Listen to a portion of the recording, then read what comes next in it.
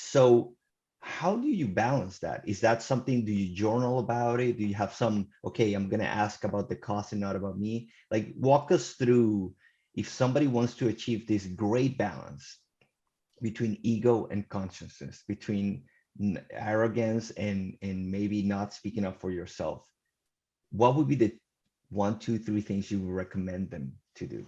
Yeah. Well, number one, well, first of all, thank you for your feedback.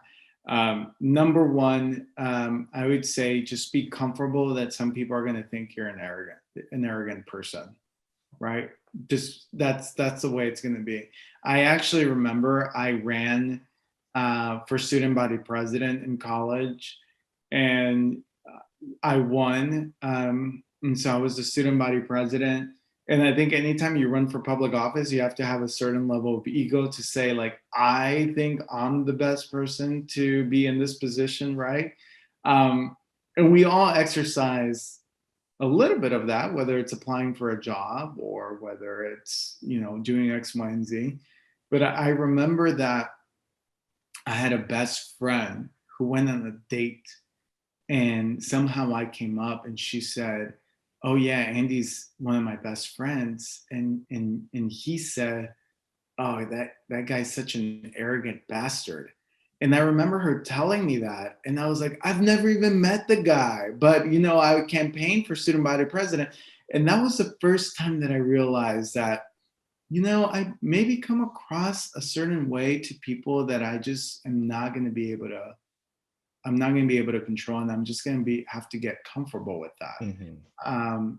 Like my mom says, ¿cómo es que dice? No eres una monedita de oro De para que oro. le caigas bien a todos.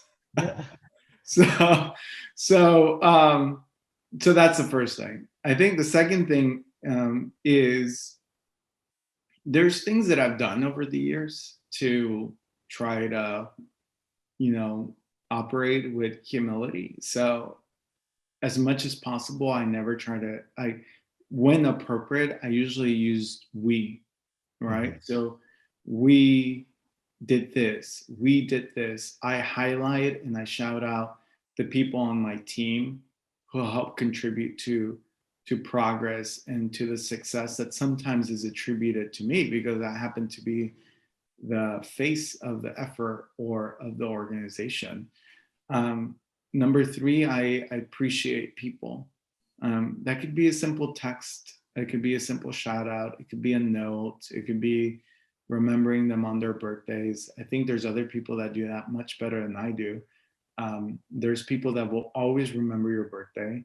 And Mhm. I think that's a great skill set. People remembering your birthday and remembering your name.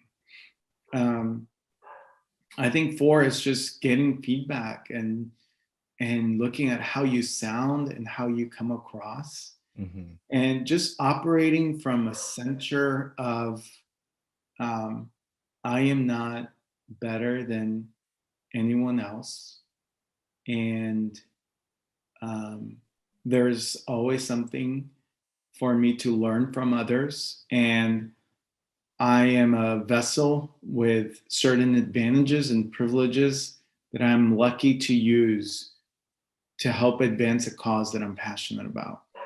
And my family has always remarked that. They've always given me that feedback. They've always said, I can go from meeting with a funder in River Oaks to hanging out at a carne asada in A-Leaf, Mhm. and I can code switch.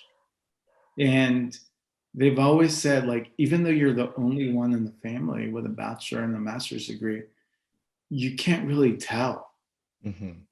right? And so it's just something that you know, I kind of operate.